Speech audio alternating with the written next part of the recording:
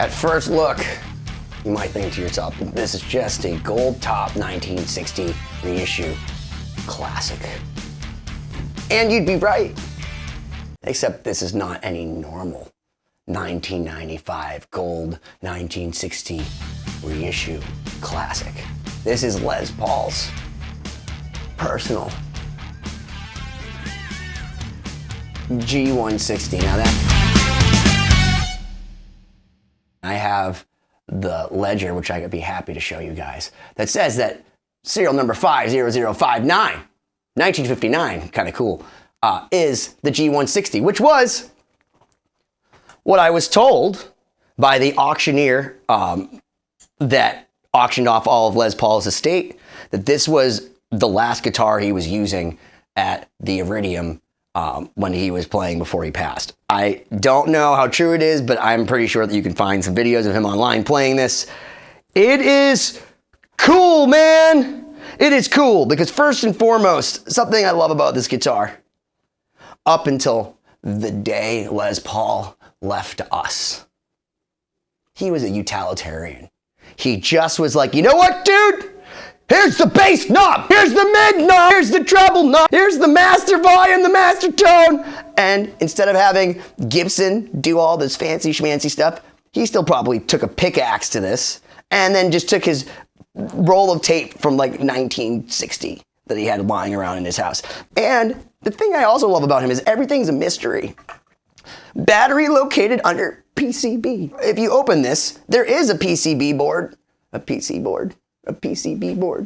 And it's like, what is this fuckery? Because it's not just a 9-volt in there. There's a whole board over it that you have to take out another screw. And when I did that, I was like, man, this is probably not a good idea because this guitar has been sitting for almost 20 years. So the battery had to be dead because it was electrified. We're going to get into that. It was really cool because the wiring, it looked like the battery compartment, like the thing that held the 9-volt battery was like from like 1950. This is one of the old ones where if you see each individual saddle is electrified. So there's a bunch of little wires all going in. And if you pull this out, which was horrifying to me, there's a hole underneath here and it's all braided cable, like old school Gibson braided cable.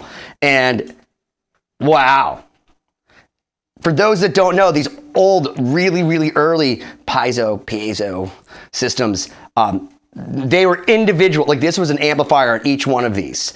So some of them tend to die. So believe it or not, the D string's a little bit 50% quieter than all the other ones. But this was a blend knob. So when you turn this down to 0, this is just a normal Gibson, old school, except you have a master volume, a master tone wired here. Because it says so on the back. It actually says in Les Paul's handwriting, mag pickups hardwired direct to selector switch. And inside the case came a schematic. And he had guitars G1 through G300. This is G160. I don't know if this is just the one he ended up liking the most and playing towards the end.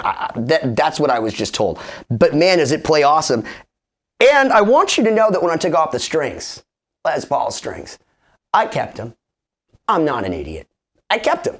But I'm not gonna not play this guitar because of a guy's strings. I'm not, because I need to know what it sounds like. And if you want to know what it sounds like, well, just stay tuned for the next video. I wish Gibson just came out with a model that was like, hey man, we're going to give you a normal Les Paul, but also a piezo. And it's as simple as one volume, one tone, one thing for the piezo, and then a bass, a mid, and a treble. That's a great layout. It's all right, this doesn't exist. This doesn't exist. So Les Paul, of course, makes it exist. And instead of trusting Gibson, he just, look, he does this himself. This is actually pretty. Like if you look at some of his older guitars, he just hacked away at them. At least he wanted to go for some symmetry. But like, I guarantee you, knowing the soul that was Les Paul, he probably just sat there like carving out old school style with like a shim, like to get this open, to make this mirror image. This guitar gave me the heebie-jeebies because like when I've been around it, like there's just like an energy in it. Les Paul was addicted to guitar. He was obsessed with guitar. It was his best friend. It was the reason he got up in the morning and didn't go to bed at night. It's like a Scooby-Doo episode. And just so you know, when you take this off, there's also other notes underneath things. So I love that there's like notes for notes for notes, and then inside the case, there's a schematic. So if this doesn't show you what Les Paul was like, that he just was an honest player that wanted to do exactly what he wanted, and it didn't matter if they made it or not, he would make it. And it is an honor and a privilege, and certainly it's overwhelming to hold an instrument like this, and I have to say, like, cheers to the heavens, because we miss you, Les Paul. Why don't you smash that subscribe button already?